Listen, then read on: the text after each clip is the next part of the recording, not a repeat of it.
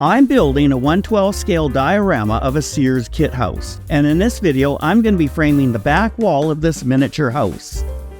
When we think of Sears kit houses, we often think of large, grand craftsman homes from 100 years ago, with spacious rooms and beautiful exposed beams and pitched roofs with dormers. Not all Sears kit houses were large and grand homes, and not everyone was wealthy enough to afford these beautiful homes. Not all Sears houses were large, grand homes, and not everyone was wealthy enough to afford these beautiful homes. I did a video about some of the more modest kit homes Sears sold, which I'll link in the description at the end of this video. In that video I featured this beautiful backyard, which I'll show you, and an unbelievable garage. My friend told me he spent over $10,000 just on flower pots alone. I'm going to put the link at the end of this video, so just click on it and check it out. It's really amazing. But hey, getting back to reality in that video, I'll explain more in depth about the smaller Sears kit homes similar to the model which I'm building. Here's a small home from about 100 years ago which only had 2 rooms. It also had space under it to store your garden and other tools. The average size of houses in the United States has doubled since the 1950s. In 2019, the average new single-family home in the United States was just over 2,500 feet, according to the National Association of Home Builders. This is the wall I'm going to be framing today. I'm laying out the large beam. I noticed I made a bit of an error when I laid the subfloor. Some of the subflooring extends onto the porch, and I'll need to remove it. I'm marking off the section of subfloor that needs to be removed.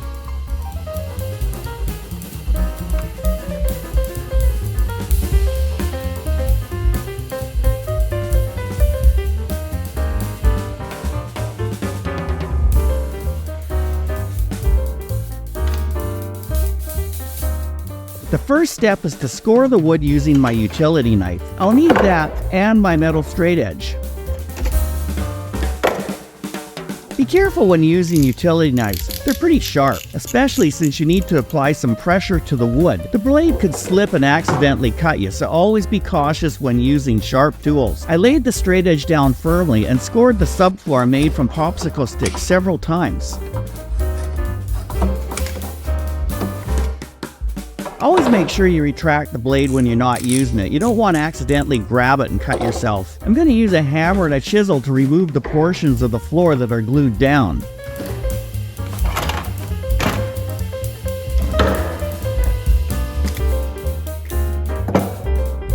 This particular kit house was sold by Sears Roebuck around 1913. The selling price at that time was $425. That included all the nails, wood flooring, siding, finishing lumber, building paper, pipe gutters, windows paint, etc. The cost of delivery, assembly, foundation, heating, electrical, and plumbing systems would all be extra. Hey wait!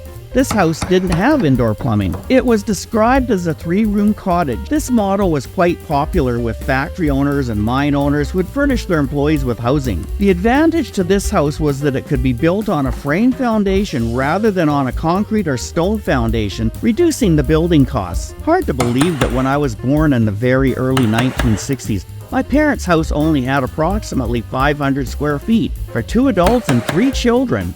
Me being the youngest, I slept in the pantry, a little room off the kitchen. I have a story which I'm going to share with you later in this video.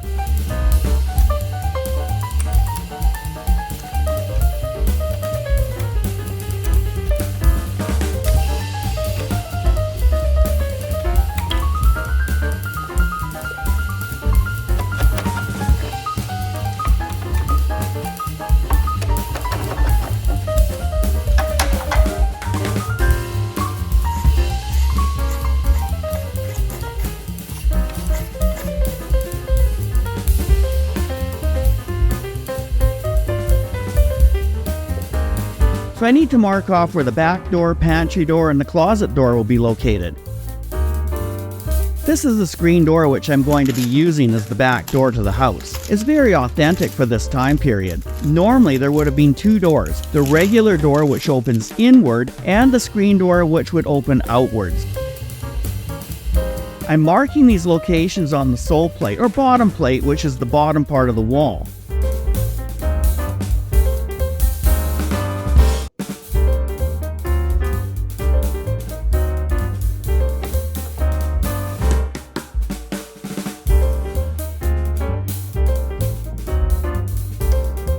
I measured the door and marked the spot on the bottom plate. I measured where I wanted the door to be located and marked the spot on the bottom plate. Then I drew a second line 3.5 inches from that line so I'll know exactly where the rear door will be located in the wall. I marked off the other doorways as well.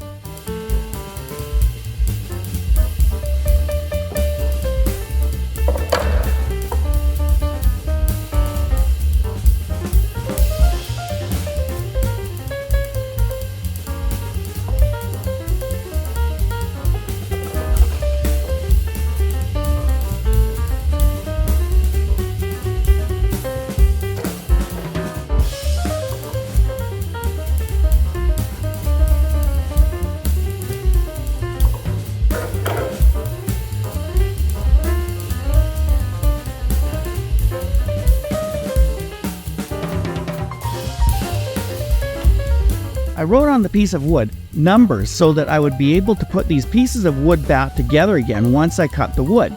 And I also wrote on the pieces of wood the names, like the back door, the pantry door, and the closet door. I cut the pieces of wood using my bandsaw.